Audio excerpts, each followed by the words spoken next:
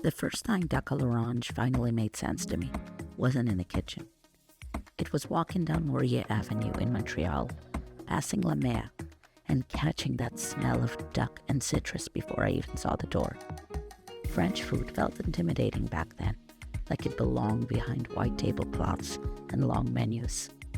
But the longer I lived here, the more I realized something important. French food isn't complicated. It's precise. You don't start with a hot pan. You start cold, skin side down, and let time do the work. The fat renders slowly, the skin crisps evenly, and suddenly your duck is exactly what it's supposed to do. Golden, crispy, delicious. And then, of course, it's the sauce. Crushed garlic, orange juice and zest, and a sprig of fresh rosemary. You let it cook down slowly.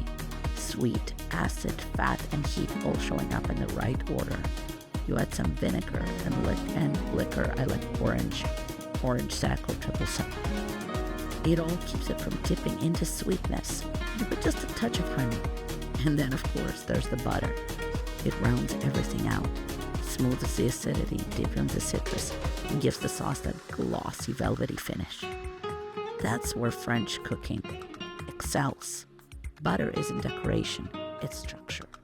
And duck à l'orange isn't flashy or outdated, it's thoughtful. Clear steps, deliberate timing, and ingredients that have a job. That's where I learned in Quebec. French food isn't about showing off, it's about showing up.